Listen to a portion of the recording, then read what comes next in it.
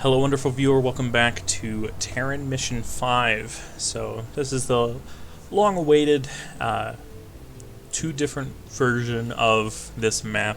There is Terran 5A, which is ground zero. If the player chose to destroy the science facilities and not the nuclear silos, the opponent will have nuclear capabilities for this mission. Or Terran 5B, Birds of War.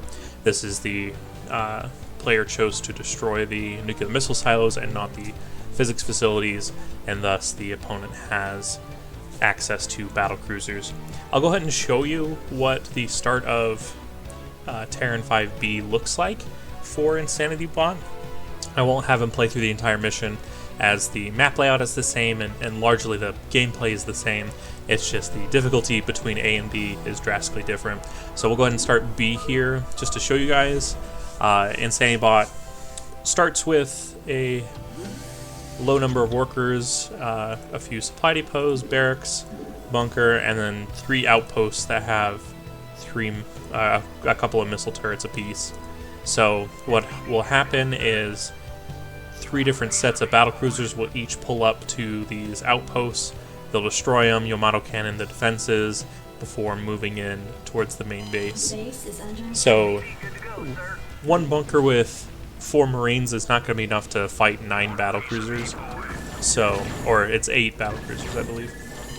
So the game gives you 3 drop ships full of Goliaths, Marines, and Ghosts in order to deal with the threat early on. And initially I just tried to have this force fight the battle cruisers head on, but that was only effective like 10% of the time. So it did require me to have to teach my Ghosts how to use the lockdown ability. They're still kind of ineffective at it. They'll use multiple lockdowns on one unit when it should only be 1 per unit, but mistakes do occur. But between the lockdowns and the Goliaths, we're able to hold off these battle cruisers. You see insanitybot's already building its factory because it's ever optimistic that it has nothing to worry about. But the battle cruisers will be pulling in here momentarily. So you'll see the Ghosts immediately step forward. They will launch their lockdowns. Unfortunately, they both used 2 lockdowns apiece. Hopefully these Ghosts will have better selection. And yeah, they lock down all 3 of them. And then the remaining 3, unfortunately, will not be locked down because we have no more energy remaining, but our Goliath count should be high enough to be able to deal with these 3 remaining battle cruisers.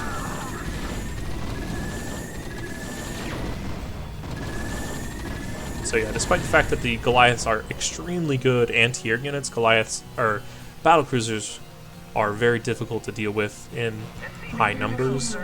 So this mission overall is much slower and far more of a pain because the enemy attacks you with battle cruisers fairly consistently throughout the entire mission, and there's a lot of high ground points that they can fly up to, shoot a Yamato cannon to blow up a missile turret before like either retreating to wait for their energy to come back or flying in and starting to kill like SCVs and Goliaths. So all in all, this version of the mission is harder than the alternative version. And it's not even close, really. Okay, so we'll go ahead and get the Ghost version of this mission started. You'll see that insanitybot doesn't take any actions at the beginning, and that is because we're about to lose everything we own. Very similar to the other version of the mission, we have these little outposts that will get nuked first, kind of letting us know what's coming. And then the Ghosts will come and they will nuke our main base. So this whole thing is just kind of show the destructive power of nukes. So the Ghosts will come and they'll blow up everything except for our command center. Oh, and we get a little civilian here that dies. I think you can technically save this guy. There's enough time to run out of the blast radius, but there's not really a point to. He's just a useless unit. So technically a speedrunning strat is getting the Vulture Spider Mine ability, harvesting minerals enough to build a couple Vultures, and that way you can lay down a Spider Mine or 2 to catch most of the ghosts coming in. You have to, I know you have to do like a little bit of body blocking to group up the ghosts enough where it'll kill a few of them and save half of this massive force of units that the game gives you. So all of these units fly in, and it's like, hey, congratulations, you're gonna use all these guys to win the game, but then they all get nuked to oblivion. So why I didn't bother with the spider mine strategy is because there are technically burrowed zerglings all over the place in your main base. You can't see them, and they're set to neutral, I believe, but the burrowed zerglings are there to prevent the player from just building a few missile turrets and gaining vision of the ghosts that are launching nukes. And when the nukes fall, the zerglings all disappear.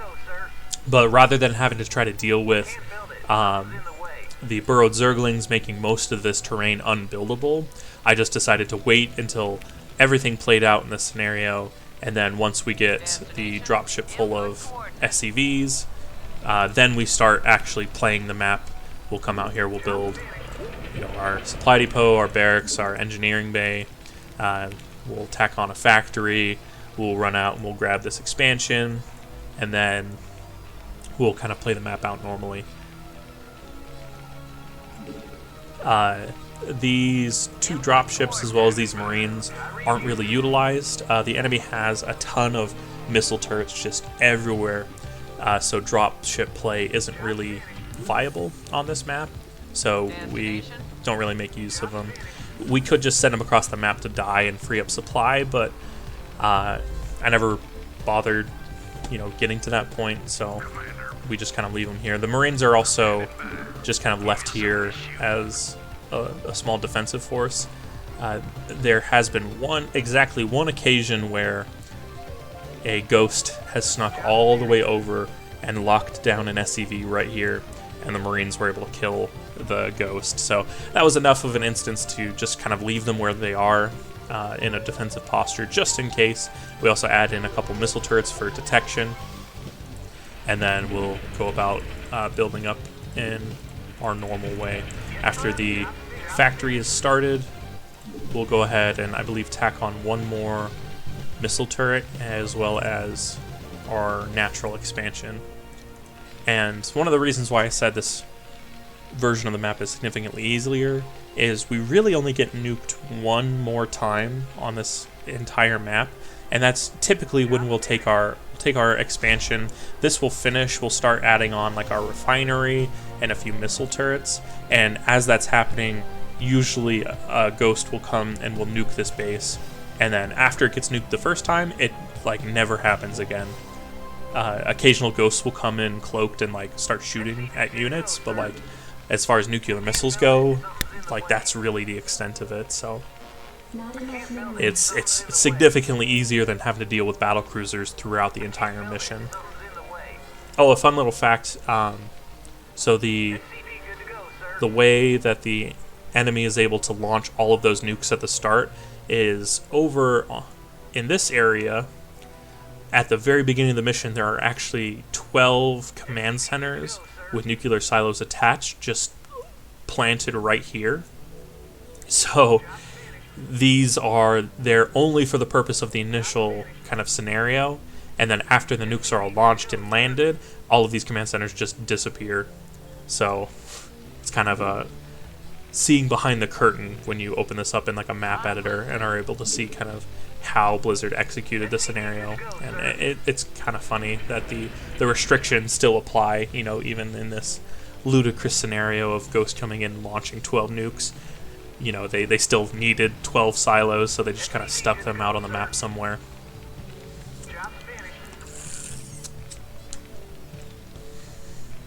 Not enough minerals. So you'll see here, we're adding on our missile silo. Or not missile silo, sorry, I've got nukes on the mind. We're adding on our missile turret. And a second one, we'll add a third one up here. Add-on complete. We'll snag our gas geyser employee to come build it. And this is usually when the nuke will be launched. I have never seen it launched in the main. It's almost always Not been enough minerals. at our natural expansion, so we'll see where it ends up this round. There is that one instance where a Ghost came over here and decided to lock down an SCV instead of launching a nuke. So if that happens, that would be extremely convenient. Oh look, there he is. So what is he doing? I wonder if he's targeting this SCV and the SCV is being pulled away to go mine.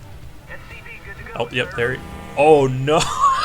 Launch detected. Oh, this tank is not going to be done in time. Oh my gosh.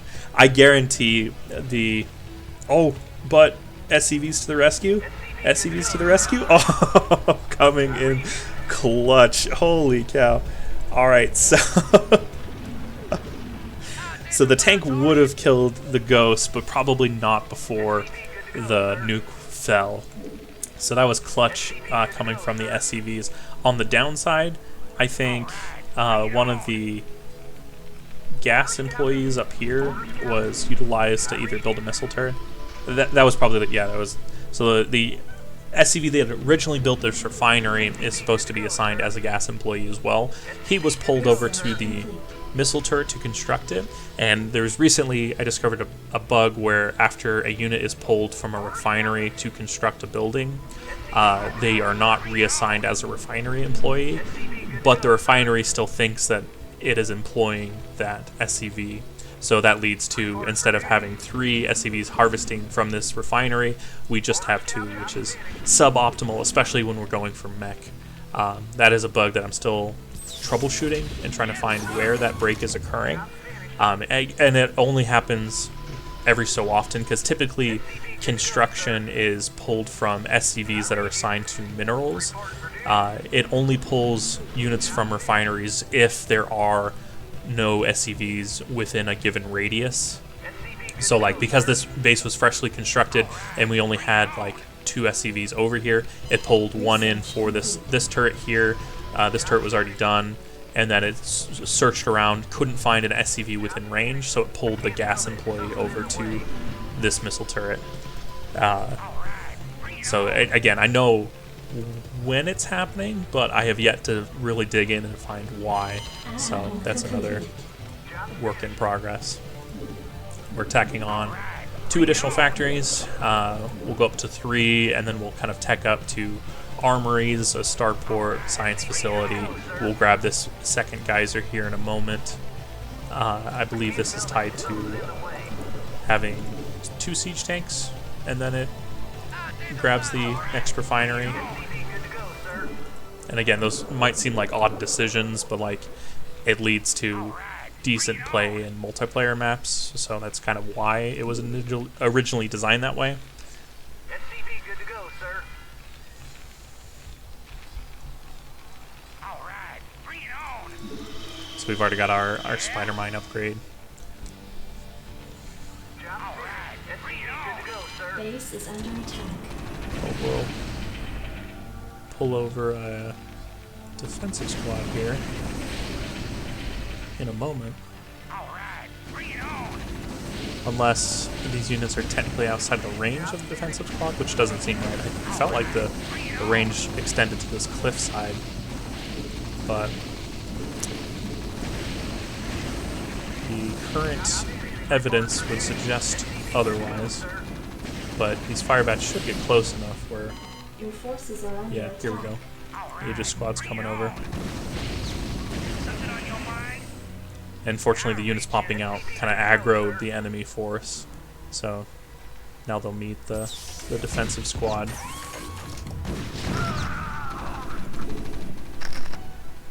Interesting that they decided to back off. But the vultures should pull aggro once again. Very nice. SCV good to go, sir.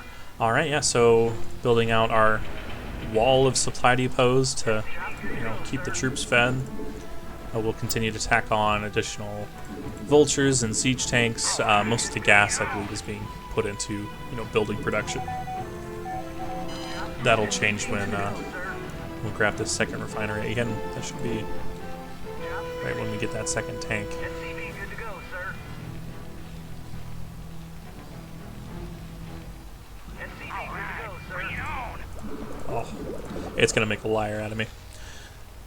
Anyway, eventually we are going to get that second refinery. It's probably because this upgrade took some of that gas.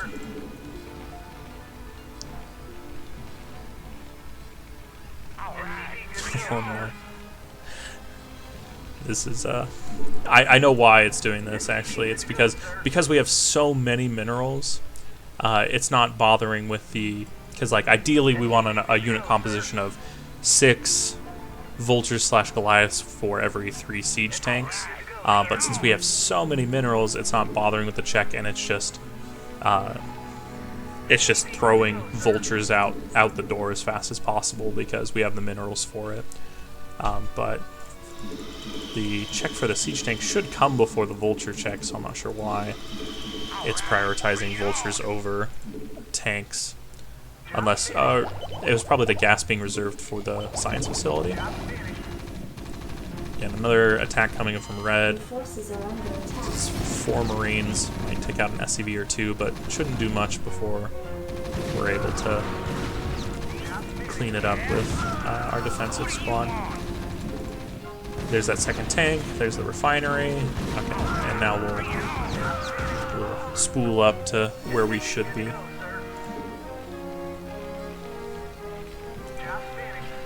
So this base, this map, we will see insanitybot take this expansion up in the top left corner. It is defended by a couple of stray units and a bunker, but that's not too big a deal once we get our defensive siege tanks over there to clear it out. On the other version of the map, there are also 2 battle cruisers defending this area, which are extremely difficult to clear out. And even if you do kill them, they'll come back and continue to harass that base. So on the whole, it's quite obnoxious to deal with. So we're beginning to go on the aggression here. Our vultures will move forward, lay down some mines as our tanks will pull up the rear.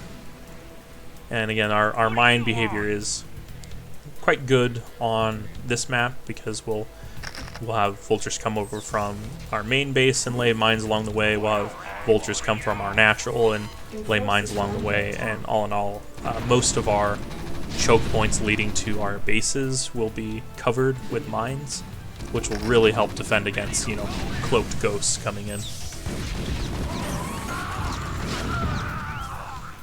This bridge here is our biggest enemy on this map. This will delay the completion of the entire map for probably like 10 minutes, just because it takes a long time for us to slowly push across.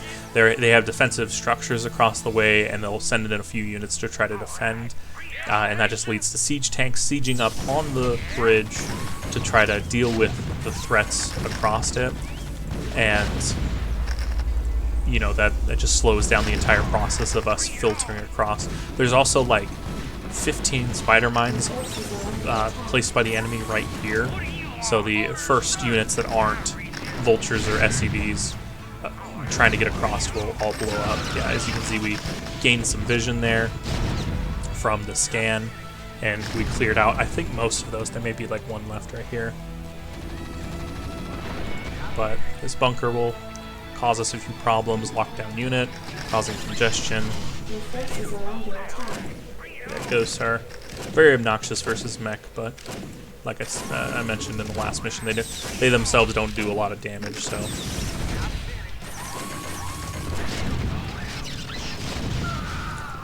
The lockdown's just the most annoying part of them. There are occasions where, because this area gets so congested with units, insanitybot will instead try to send a squad over to this bridge. It usually can't take this area before this bridge clears out, so then it will just send the units back across this way, as this is the closer path to the target. And this bridge is also difficult to push across because the enemy does have a few siege tanks of its own across the river, so that leads to difficult engagements. But yeah, on the whole, when you start moving out on this mission, the enemy's so focused trying to hold back your advance that it really stops attacking your bases. So even if it does send like a stray ghost or two towards your base, they're going to die to spider mines. So there's no real threat once we're out on the map and we're active. But the difficulty is just getting there. So now the bunker's in range, or at least the missile turret is in range. I'd be shocked if this tank could siege up this missile turret but couldn't siege up this bunker.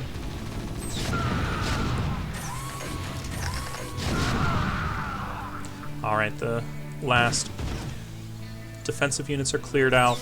Unfortunately, we will also siege up for this missile turret over here. And then these bunkers out here are just within range where our siege tanks will all clump up here as they try to range these bunkers. So yeah, like I said, this bridge right here makes it extremely difficult to push across effectively. We'll actually probably hit max supply. We'll have all of our units, once they're free or if they glitch across, they'll just sprint towards their objective, probably die. We'll drop to like 150 supply, and then that switch will flip back off, and we'll no longer, like, you know, be in that aggressive mode, and we'll resume our slow push once again. So yeah, this tank will siege up to kill this missile turret. We'll get a stray fire bat soaking up a mine hit. Your forces are under A few units pushing forward will get cleaned up by the opponent. On the bright side, we are getting 2-2 upgrades. There. So, +2 mech weapons, again, is probably the most important upgrade for us. That'll really help our push. This mission slows down in 2 areas. One is this initial bridge for the sheer pain of pushing through it with all of our units. It's just slow. The second point where we'll slow down is this choke point right here. There are a lot of structures that we need to kill as we're pushing forward, and also the enemy just kind of naturally starts to make a concave of its own tanks around this area. It's not programmed to do that, but it ends up being a very intelligent behavior. Because the tanks will just kind of push forward, they'll siege up, and then there's enough of my own units kind of feeding in that the tanks will remain sieged and just build up a natural force of tanks arcing around this choke point and really causing us pain as we try to move forward. First tank is across. We'll kill the stray fire bat. Siege out this missile turret. Probably this one too, as it gains vision from the floating buildings. Your forces are under attack. 2-2 is done. We're probably getting low on minerals, yeah, in our natural as well as our main base. So you'll see insanitybot to start trying to make its way over to this base over here to secure it. It's going to do so pretty stupidly at the beginning. It'll send over like a couple of vultures or a Goliath or two to try to clear out this missile turret. And then it'll encounter like a bunker and a few Goliaths up on high ground, which will probably kill the initial force that goes over and tries to secure it. But once we send a tank over there, that'll clear out the defenders very easily. So the push continues, dealing with enemy siege tanks and our own lack of skills. Your forces are under attack. So yeah, the occasional one unit is enough for our tanks to siege up, waiting for a bigger push, only for none to come. They'll unsiege, they'll move forward a little bit, only for a couple more units to trickle in and start the process over again. Here we go with the expansion effort I mentioned. Mine hit, takes out everybody. Your forces are under attack. Okay, good. The tanks are pretty early this time. There are occasions where they'll get caught in this mess on the bridge, and it'll really slow down the expansion Your forces are under attack. because of how slowly everything proceeds on this bridge. But the main force is almost all the way through. The little siege up will begin engaging the enemy and continuing the push. And yeah, once these defensive buildings are cleared, usually the flow of traffic through this bridge really clears out. because the enemy stops trying to reinforce this position. And yeah, we're almost to that point. Everyone should stop colliding with one another, and they should path across the bridge much easier. So we are still in our aggressive phase as we had that buildup of units across the bridge. Once we dip below 150 supply, we'll stop kind of suicide charging our units in, and we'll go for the much slower push until we hit max supply again. But yeah, this is the kind of natural arc I was talking about. The enemy develops. It's pretty hard to push through this narrow little area. We do, once our tanks are kind of choking out this position, we'll kind of naturally filter around the right side. But again, there's like another choke point that makes pushing through this area really difficult. But once this area falls, the map is pretty much done. They don't really have too much else that's problematic for us to deal with. Oh, it's fine. It came in and irradiated an SCV. But yeah, so this battle will continue forward. Fortunately, we're up on upgrades compared to them. Our SCVs are transferring over from the main as well as the natural. We'll also probably, we'll be taking this base as well. Coming over to secure these minerals. We need gas more than we need minerals, but this is a closer base that's relatively secure, so insanitybot just go ahead and jumps on this one. We also get a new refinery on this base, so our gas situation should improve after this finishes and gets assigned.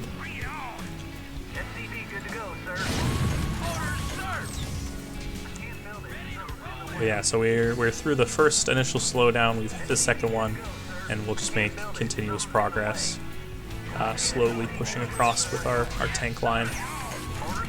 SCV's working hard to try to keep everybody healthy.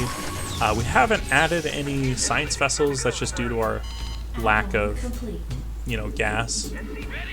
We're pumping everything into siege tank production, Goliath production, and there's not a lot left over for science vessels. Hopefully, with the addition of the third refinery, we'll be able to, save up enough and not immediately spend it.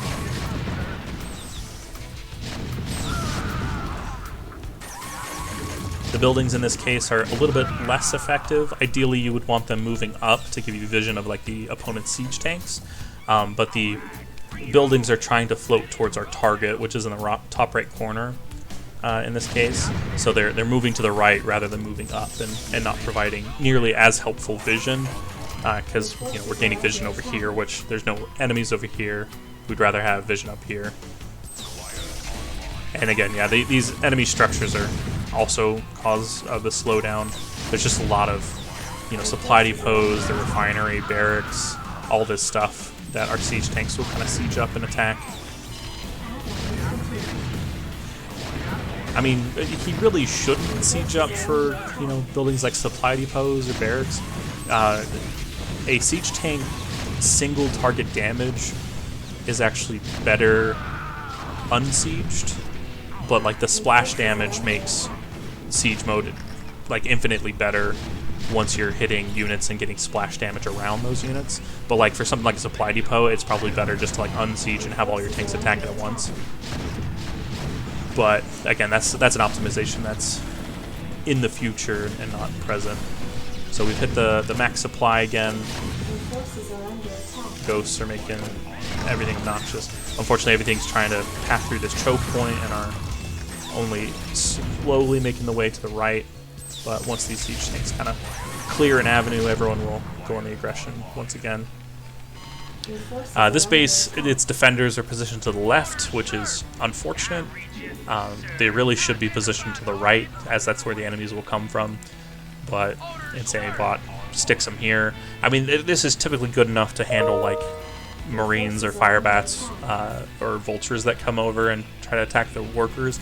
But if a siege tank comes and plants himself right here, he's going to kill pretty much every SCV in this line because the units are too far away and they don't really register this siege tank as a threat, even though he's actively shelling the base that they're supposed to protect. So it's not a real big deal at this point because we have 7,000 minerals. Like, we're way more concerned about keeping our gas workers alive. So it's not something I bothered to, correct insanitybot on. But our force is pushing aggressively. I wouldn't be surprised if this force reaches our objective. They probably won't kill it yet because there's not enough of them, but we're at the point where our siege tanks will clear this choke point. They'll be able to spread out more and really, wreak havoc on this enemy base. But yeah, so unfortunately there are no siege tanks on high grounds for the enemy here. There's just a lot of anti-air defense. I guess Blizzard was worried more about players trying to cheese the end of this mission with air than they were about like ground units. So a lot of anti-air. And actually, this might be a sufficient force if Red doesn't respond. We'll see. It is kind of a tight, compact area. The Goliaths path strangely through here. Uh-oh. Goliaths are too busy shooting nuclear silos. They don't see the tank.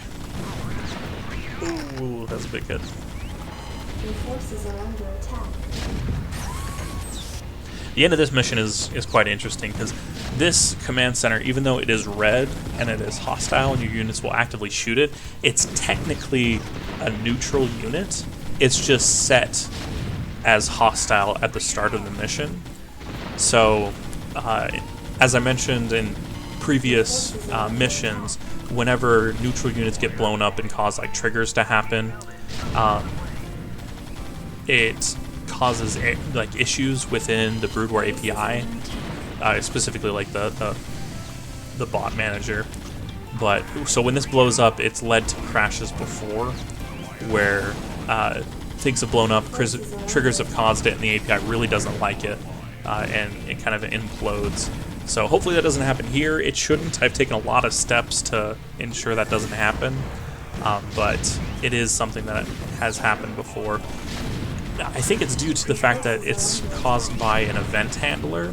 So basically an event handler is when something occurs in the game, it calls up a specific function for it. For example, there's a function called onDestroy. So when a unit is destroyed, it calls up a function that specifically handles removing those items like from the game's list of like total units and tracked items. It's typically used for like resources. So like when a mineral field is mined out, it's destroyed and removed from the map.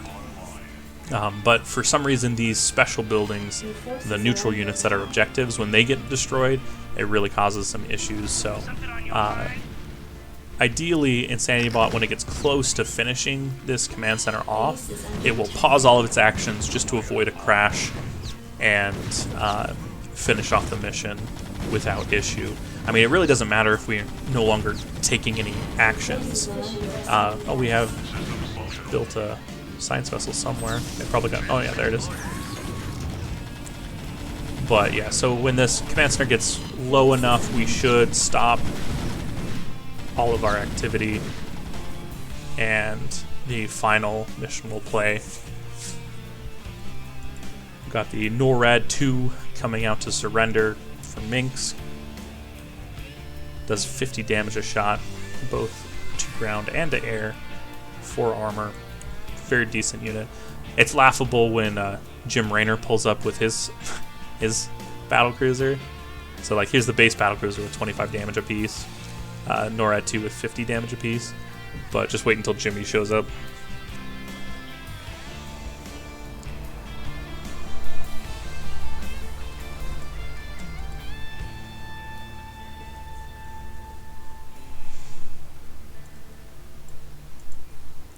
I think Minx was just misunderstood. I mean, he's not that bad a guy.